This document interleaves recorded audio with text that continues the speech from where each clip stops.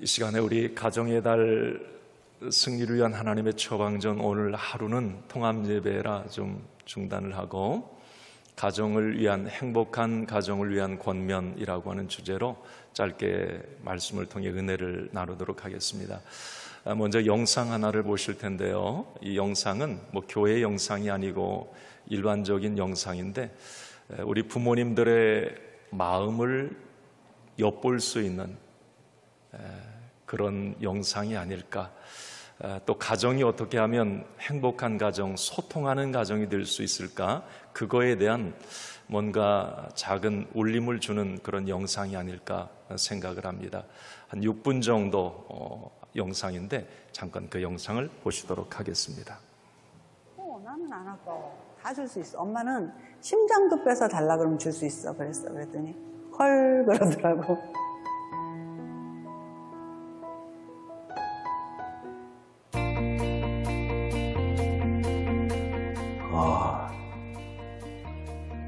살아가는 이유? 어떤 걸 줘도 바꿀 수 없는 소중한 존재. 보물 같은 존재? 나의 전부. 자식은 부모 마음대로 할 수 없다는 거. 부모님들은 대부분 평범한 길을 가기를 원했는데 운동선수로서도 길을 제가 또 선택을 했기 때문에 제 자식들한테 똑같은 마음일 것 같아요. 일반적인 삶? 너무 튀지 않고 힘들지 않고. 애들 키우다 보니까 힘들 때가 많이 있잖아요. 근데 엄마 아빠들도 힘들었겠구나라는 생각? 근데 그런 거 티 안 내시고 항상 한결같이 이렇게 움직이셨던 거 생각하면 그때 왜 힘들다고 저는 못 느꼈을까? 저도 이제 어렸을 때 듣기 싫었던 부모님의 잔소리를 저도 계속 반복하고 있어요. 긍정적으로 생각하기보다 부정적으로 무슨 일이 생기면 안 되는데 하는 그런 생각이 더 앞서다 보니까 그렇게 잔소리로 이어지더라고요. 그거 하면 분명히 안 좋아하는 거 뻔히 알 텐데 이렇게 하게 되는 그 본능 같아요. 약간 부모의 본능? 아침에 이제 엄마가 밥을 차려놔요. 먹으려고 그러면 한두 숟가락 먹고 나가면 뒤에서 용욕이, 내부로 내가 안 먹는 거 왜 저럴까 그랬거든. 내가 부모가 돼 보니까 우리 아이들이 밥을 안 먹는 거 되게 속상하더라고. 부모님들한테 표현을 못한 게 가장 마음에 많이 남은 것 같아요. 17년도에 돌아가신 게 아버님한테 더 표현 많이 못했지만 고맙고 존경한다고. 여행 같은 거를 같이 다녔으면 어땠을까. 사실 내가 결혼할 때 엄마 나이가 나보다 더 어렸더라고요. 그럼 엄마도 그때 한참 놀러를 가고 싶어 했었을 나이고, 우리 딸하고 다녀보니까 너무 재밌는 거야. 우리 엄마랑 나랑 다녔어도 그렇게 재밌지 않았을까 싶어요. 이태원 클라스라는 드라마를 봤는데 주인공하고 주인공 아버지하고 이렇게 포차에서 술을 주거니 받거니 하면서 대화하는 그런 장면이 있었는데, 막상 그걸 보니까 저도 그런 자리로 모실 수도 있었는데 살아생전에 그렇게 못했다는 게 굉장히 후회가 많이 들더라고요. 저희 엄마 세대에는 프라이팬을 5세트를 팔면 1세트를 준다. 그래가지고 저녁에 퇴근을 하셔서도 엄마가 물건을 갖고 다니시면서 파는 거예요. 우리 집 프라이팬이 없는 것도 아닌데 그걸 받아서 뭐 할 거냐 이렇게 말씀을 드리면 너 시집 갈 때 혼수로 마련해 놓는 거다라는 거예요. 근데 저는 조금 못된 사람이었는지 결혼할 때 그 쌓아놓으신 것들을 많이 봤는데 제 마음에 안 든다고 다 쓸데없는 거라고 했던 기억이 좀 있어서 생각하니까 지금 너무 죄송스럽네요. 제가 연극하기 전에 회사 다닐 때 좀 바빴을 때 둘째보다는 큰애랑 많이 못 놀아줬던 거, 시간을 많이 갖고 놀아줄 수 있었는데 아빠와 자식 간의 어떤 추억을 많이 같이 못 가지고 그냥 보냈다는 거. 우리 작은 아이한테는 좀 되는 후회가 누나한테 치여가지고 많이 이제 챙겨주지 못하고, 딸아이는 딸아이라고 너무 이제 오냐오냐 키웠어요. 작은 아이한테는 아들이라는 이유로 강해야 된다는 그런 어떤 고정관념 이런 게 있어가지고, 그래서 차별을 둔 거. 상처받았던 말 엄청 많은데, 너무 많은데 딱 나눠서 네 건 내 거 잘라서 말할 때 그렇게 상처가 되더라고. 어느 날 물어봤어. 너는 나 주는 게 아깝니? 그래 물어봤더니 아깝다는 거야. 엄마는 안 아까워요? 묻더라고. 나는 안 아까워. 다 줄 수 있어. 엄마는 심장도 빼서 달라 그러면 줄 수 있어. 그랬더니 헐 그러더라고.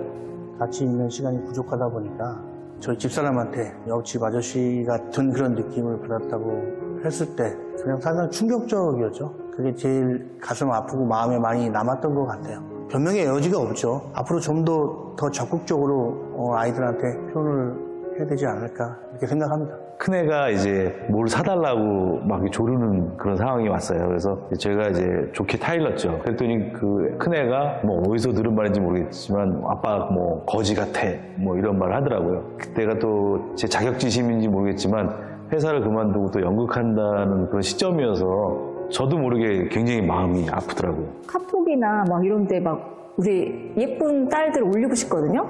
자랑하고 싶을 때 아이들은 엄마가 어디서 자기네 얼굴을 이렇게 보여주는 거 싫어하더라고요. 그런다고 제가 안 하진 않겠죠?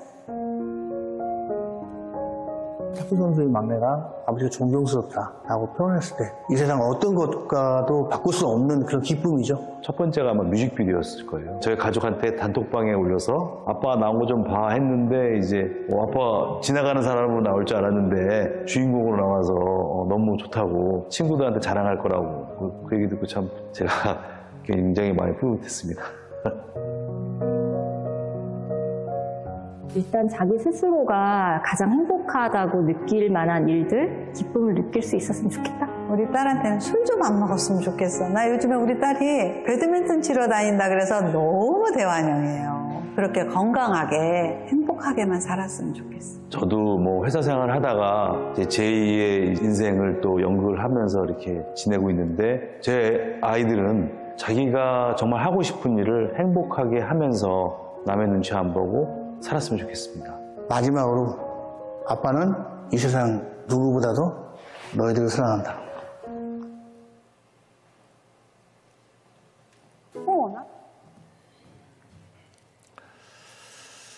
여러분들에게 가족은 어떤 의미입니까?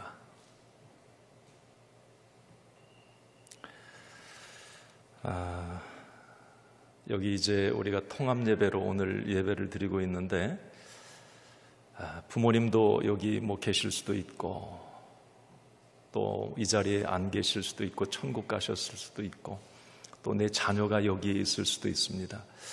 여러분들에게 가족은 어떤 의미로 다가오십니까? 대부분 가족을 생각하면 잔잔한 감동과 기쁨, 보람과 행복이 밀려옵니다. 아버지, 어머니의 헌신적인 그런 사랑에 감동이 밀려오기도 하고요. 또 남편과 아내로 인한 고마움에 가슴이 울컥하기도 합니다. 그리고 우리 자녀들을 생각할 때 또 기쁨과 보람이 가득하게 될 거예요. 그게 보통 일반적으로 가족을 생각할 때 드는 마음입니다. 자, 그러나 다 그렇지는 않을 수도 있겠습니다. 가족을 생각하면 이와 반대로 상처와 아픔, 슬픔과 분노가 밀려오는 분들도 더러 있더라고요. 어렸을 적에 예를 들면 부모로부터 학대와 어떤 폭력에 시달렸던 그런 자녀들 같은 경우는 그 노여움으로 인해서 분노의 그런 쓴뿌리를 가지고 있는 그런 자녀들도 있습니다. 또 어떤 가족, 남편과 아내를 생각할 때 남편의 어떤 폭력이 있었을 수도 있고 또 아내의 어떤 남편을 향한 무관심이 있었을 수도 있습니다. 그래서 서로 뭔가 관계가 너무 틀어져서 세상 말로 원수가 된 채 살아가는 그런 부부들도 있을 수도 있겠죠. 가족인데 말이에요. 우리가 자녀가 다 기쁨과 보람이 되느냐? 그렇지 않은 가정도 있더라고요. 자녀 때문에 너무 이렇게 마음 아파하는 그런 부모님들도 많습니다. 원래 우리 하나님이 설계하시고 꿈꾸시는 가정은 기쁨과 보람이 있고 사랑과 행복이 넘치는 에덴 동산과도 같은 가정이에요. 그게 하나님이 처음 만드신 가정의 모습이기도 하고요. 뭔가 서로 이해하고 배려하고 용납하는 그런 행복한 가정, 서로 피차 복종하고 존경하고 돕는 그런 에덴과 같은 사랑의 어떤 보금자리, 이게 우리의 가정입니다. 이게 하나님이 처음 만드신 가정이에요. 그런데 실상 이런 하나님의 어떤 설계도대로 하나님은 가정을 만드셨는데 지금 현실적으로 우리의 가정들은 실제적으로 많이 아파하고 갈등하고 깨어지고 뭔가 쓴뿌리를 가지고 아픔을 가지고 뭔가 원수가 된 채 어떤 가정은 정말 불행이 느껴지는 그런 가정들도 있을 수가 있습니다. 저는 오늘 가정의 달 온세대 통합예배에 오신 여러분들, 자 그래요. 우리 가정이 다 완벽할 수는 없잖아요. 뭔가 아픔도 있고 상처도 있을 수 있어요. 뭐 그거 없이 좀 행복한 가정도 있을 수가 있습니다. 자 그러나 오늘 우리가 하나님의 자녀라면, 우리가 믿음의 가정이라면, 내가 예수의 이름을 부르는 그런 가정의 가장, 또 어떤 남편 아내라면 여러분 오늘 우리의 가정이 다시 한번 주 안에서 행복해져야 된다. 하나님의 설계도대로 행복한 가정이 되어야 된다고 하는 이 결단과 결심을 하는 시간이 되기를 바랍니다. 여러분들의 가정 행복하시길 바랍니다. 여러분들의 가정이 화목하시길 바랍니다. 기쁨이 충만한 가정이 되길 바랍니다. 아멘. 네. 이게 하나님의 명령이고 하나님의 가정 설계도예요. 오늘 고린도후서 5장 18절 19절 말씀, 우리가 잘 아는 말씀입니다. 오늘 이 말씀에 거듭 등장하는 단어가 이 화목이라고 하는, 우리가 화목한 가정 그렇게 말하잖아요. 화목.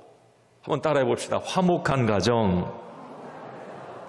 그래요. 우리의 가정이 화목해야 되는데, 하나 되어야 되는데, 이게 우리 하나님의 심정인데, 자, 저는 오늘 이 말씀을 이렇게 묵상하는 가운데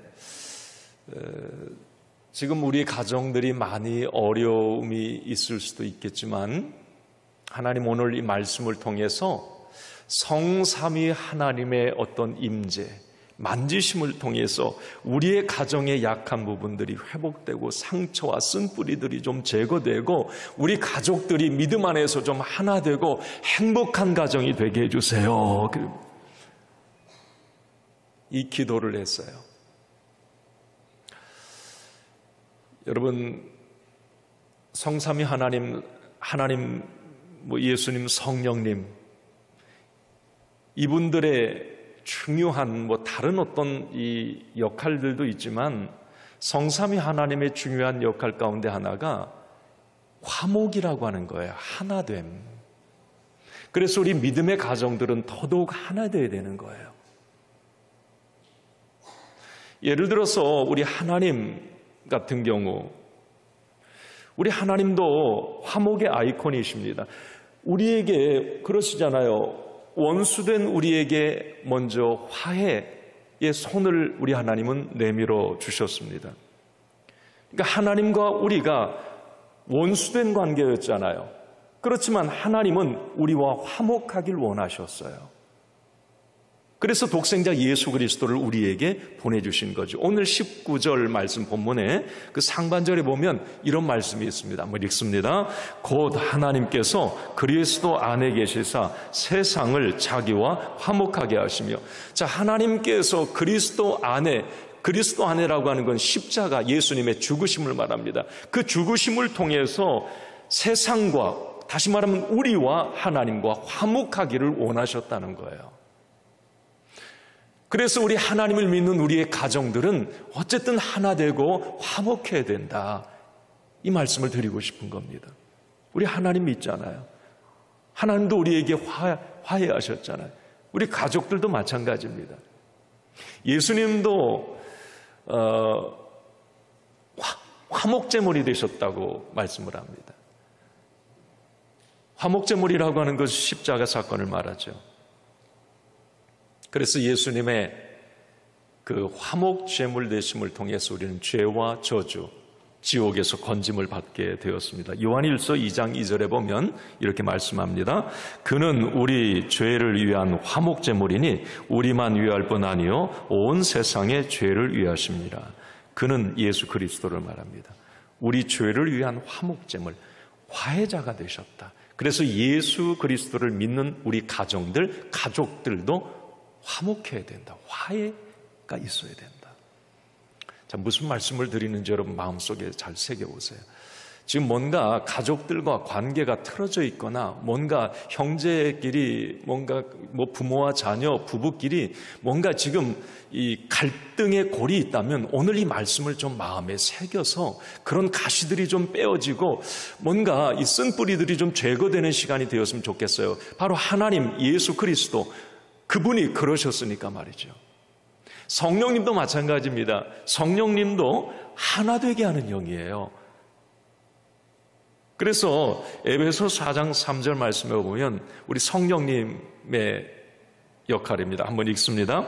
평안에 매는 줄로 성령이 하나 되게 하신 것을 힘써 지키라. 성령님도 자꾸 하나 되게 하세요. 하나 되게. 자, 그런데 마귀의 역할은 뭐냐면 마귀는 이 갈등과 분열의 아이콘입니다.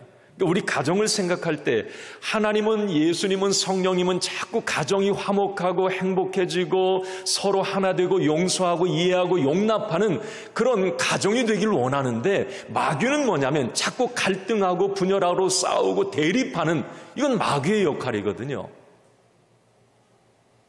화목과 반대되는 일을 이 마귀는 자꾸 하게 됩니다. 요한복음 10장 10절에 보면 이런 말씀이 있습니다. 도둑이 오는 것은 도둑질하고 죽이고 멸망시키려는 것뿐이요. 여기 도둑 사단 마귀를 말합니다.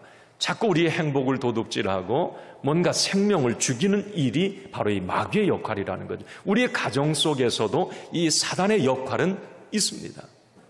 자꾸 뭔가 갈등하게 하고 싸우게 하고 원수 맺게 하는 것, 뭔가 행복을 도둑질하는 것, 이건 마귀의 역할이다. 그래서 여러분 뭔가 오늘 우리가 믿음의 눈을 가지고 지금 우리 가정을 한번 돌아보세요.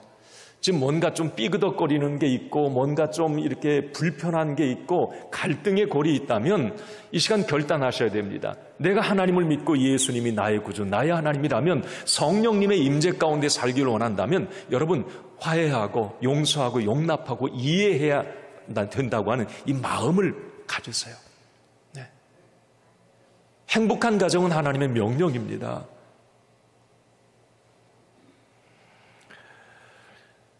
오늘 고린도후서 우리 4장 18절 말씀에 이런 말씀을 주셨어요. 한번 같이 읽습니다. 모든 것이 하나님께로서 났으니 그가 그리스도로 말미암아 우리를 자기와 화목하게 하시고 또 우리에게 화목해야 하는 직분을 주셨으니. 그래요. 자, 참 중요한 말씀 같아요. 하나님도 우리와 화목하길 원하셨으니, 자, 하나님을 믿는 우리도 하나의 직책, 직분을 주셨다고 말을 하면 그게 뭐냐면 화목해야 하는 직분. 뭐 목사, 뭐 다른 어떤 우리 장로님, 권사님, 집사님의 어떤 뭐 이런 직분도 우리가 주셨지만 그것보다도 화목해야 하는 직분을 주셨다고 말씀을 해요. 화목해야 하는 직분, 화목하라는 거죠. 분열과 다툼과 원수 맺는 마귀의 일을 멸하고 화목해야 하는 직책을 감당하라고 하는 사명을 우리에게 주셨다라고 하는 겁니다. 여러분, 그 사명이 가장 먼저 이루어져야 될 곳이 가정이에요. 가정. 내가 화목해야 하는 직책의 사명을 가장 먼저 수행해야 될 것이 인생의 베이스 캠프인 가정입니다. 여러분, 가정은 어떻게 보면 우리 인생의 가장 중요한 기본 아닙니까? 가정이 불편하면 만사가 다 불편해요. 그렇잖아요. 뭐 부부가 싸우고 하루 한번 일주일 살아보세요. 이건 뭔가 불편하고 너무 힘들잖아요. 가정이 행복하면 뭐 내가 좀 없어도 뭔가 좀 부족해도 당당하고요. 가정이 행복하면 뭔가 가족들이 서로 격려하고 위로하고 힘을 주는 그런 가족들이 있다면 여러분 어깨 펴고 살아가는 거예요. 하루가 행복하고요. 한 달이 행복한 거예요. 이 가정이라고 하는 것은 너무 중요해요. 그런데 가정이 갈등하면 안 된다는 거죠. 오늘 화목해 하는 직책을 우리에게 주셨다. 이걸 꼭 기억했으면 좋겠어요. 자, 여러분, 우리 가정이 오늘 화목해야 될 이유는 이겁니다. 우리의 가정은, 자, 누가 세우셨어요? 하나님이 세우셨어요. 아멘입니까? 나의 가정을 누가 세우셨다고요? 하나님. 이걸 인정하셔야 돼요. 그래야 내가 화목해하려 하는 직분을 감당할 수 있어요. 다시 한번, 나의 가정을 누가 세우셨다고요? 하나님이 세우셨다. 한번 생각해 보세요. 지금 이 가족이라고 하는 것은 여러분, 내가 선택한 게 아니에요. 물론 남편과 아내는 뭐 내가 선택할 수도 있었다고 하지만 여러분, 부모, 자녀, 이건 필연적 운명 공동체입니다. 내가 제가 김씨인데 김씨 가문에 태어나려고 태어난 것도 아니고요. 그렇잖아요. 내가 선택할 수 있다면 대통령 아들로, 대통령 아들은 되기가 싫고 부자의 아들도 되기 싫어요. 힘들 것 같아. 되게 힘들 것 같아, 그 자식들이. 어쨌든 좀 잘난 가정에 태어나고 선택할 수 있다면, 그런데 가족은 그게 아니잖아요. 가족은 어쩔 수 없이 하나님이 주셨다라고 말씀할 수밖에. 나의 부모 하나님이 주신 분들이에요. 내 자녀 하나님이 주신 분들이에요. 나의 핏줄 형제들 하나님이 주셨어요. 가정을 하나님이 세우셨단 말이에요. 그런데 그 하나님이 세우신 가정이 갈등하고 분열하고 아파하고 깨어진다면 이건 하나님이 원하시는, 하나님 마음 아프게 하는 일인 거란 말이죠. 그래서 여러분, 자, 우리의 가정을 하나님이 세우셨다라고 생각하고 이제는 조금 안 맞고 불편하고 속상해도 서로 화목하게 지내야 된다고 하는 것. 우리 가정을 향한 하나님의 섭리와 계획이 있었기 때문에 화목해 하는 직분을 내가 잘 감당해야 된다고 하는 이 결단이 있었으면 좋겠어요. 어떤 분들은 그런 생각을 할 수 있어요.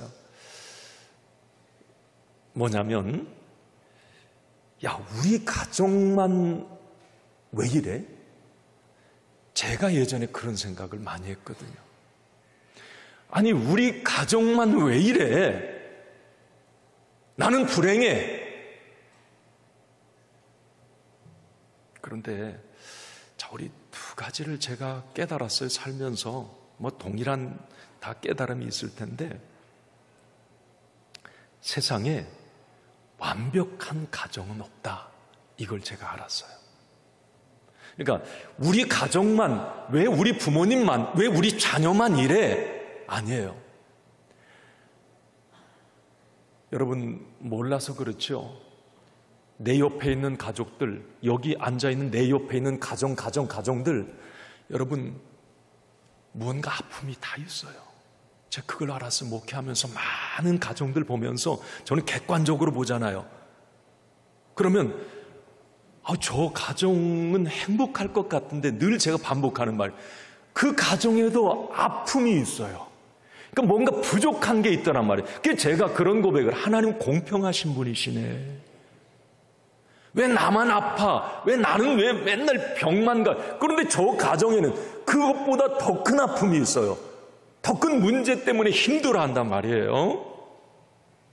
그래서 우리가 행복한 가정이 되기 위해서는 다른 가정에 없는 것 가지고 그것 보면서 불평해하지 말고요, 우리 가정에 주신 행복의 리스트들이 너무 많다는 걸 깨달았습니다. 이게 없는데 있는 게 또 더 많은 거예요. 가만히 생각해 보니까 행복의 요소들을 하나님은 더 많이 주셨어요. 그걸 보면서 감사하고 기뻐하고 하나님의 은혜를 생각할 때 약함도 우리가 덮어갈 수 있고 아픔도 부족함도 그걸 메워갈 수 있는 그런 힘이 생기는 거예요. 여러분, 이제 나만, 우리 가정만 왜 그렇게 힘들어? 왜 그렇게 이렇게 불편해? 여러분 그런 생각하지 마시고 우리 가정에 주신 감사의 조건들을, 행복의 목록들을 한번 찾아보세요. 너무 많더라고요. 그것 때문에 기뻐해 보세요. 그리고 하나, 여러분, 가족들은 뗄래야 뗄 수가 없는 관계라고 하는 것, 이걸 좀 생각하면 갈등도 좀 메워갈 수 있을 것 같아요. 여러분, 가족은 그런 말 하잖아요. 도망가도 가족이고, 원수 맺어도 가족이고, 죽어도 가족이에요. 그렇잖아요. 아까 말씀, 필연적 운명 공동체이기 때문에 우리가 피할 수 없으면 즐기라는 말이 있잖아요. 끊을래야 끊을 수가 없고 뗄래야 뗄 수가 없는 게 가족이라면, 어차피 운명 공동체로 한 배를 타고 가야 될 사람들이라면 서로 원수 맺어서 갈등과 상처로 고통 속에서 지내지 말고 내가 살기 위해서라도, 내가 행복하기 위해서라도 뭔가 용서하고 화해하고 사랑의 관계로 우리 가족들이 회복되어야 된다고 하는 겁니다.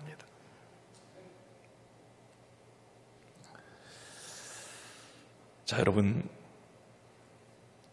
우리 가정을 향한 하나님의 계획과 섭리가 분명히 있음을 믿으세요. 하나님이 우리 가정을 세웠다라고 하는 이 믿음을 가지세요. 그러면 지금 뭔가 부족함도 하나님이 해결해 가실 거예요. 아멘입니까? 그렇게 기도하세요. 가장들, 지금 나의 약함도 하나님께서 뭔가 반전을 허락해 주실 수 있다. 이 믿음을 가지세요. 이 믿음을 가지세요. 그리고 뭔가 부모를, 자녀를 생각할 때 힘들어하고 막 뭔가 분노가 일어나고 속상한 마음이 일거든, 그건 내 힘으로 안 될 수 있습니다. 주님, 그들을 용납하고 이해하고 받아들일 수 있는 주님의 넉넉한 사랑을 부어달라고 기도하세요. 제 가정의 달에 이제 그런 설교, 가정, 행복 이런 이야기들을 이렇게 할 때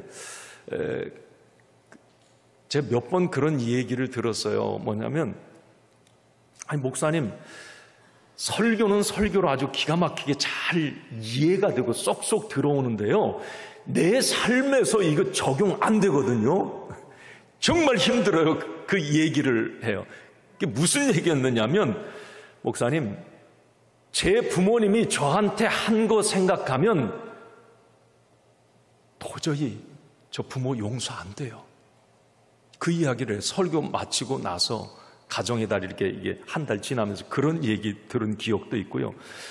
목사님, 남편 아내 서로 잘 행복한 부부 되라고 말씀하시는데 이해가 돼요. 하나님 말씀 그런 거 알아요. 그런데 남편이 저에게 준 상처, 남편 왼수예요. 안 돼, 용서 못 하거든요. 이렇게 얘기를 해요.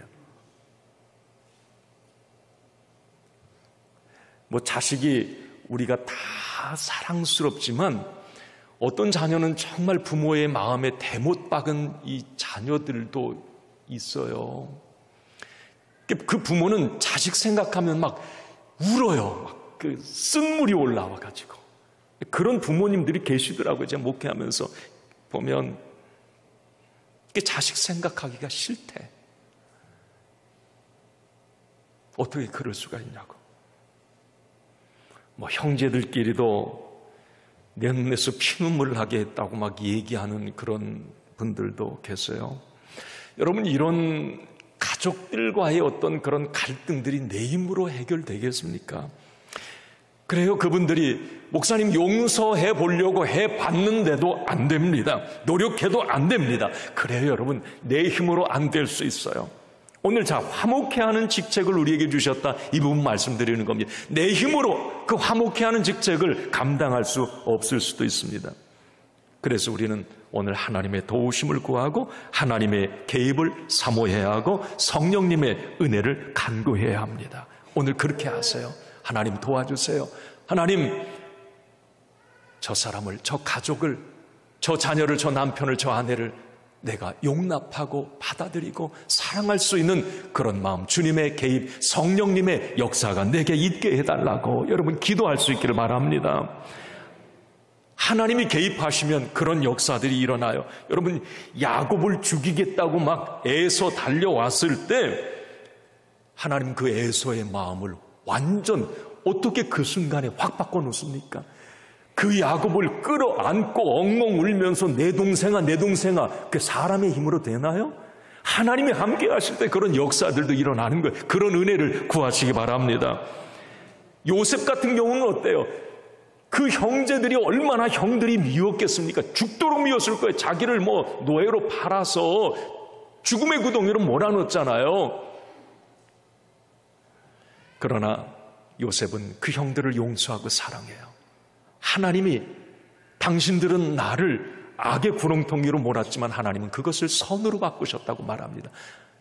믿음을 가질 때 뭔가 가시가 뽑혀지고 상처가 아물게 된다는 거예요.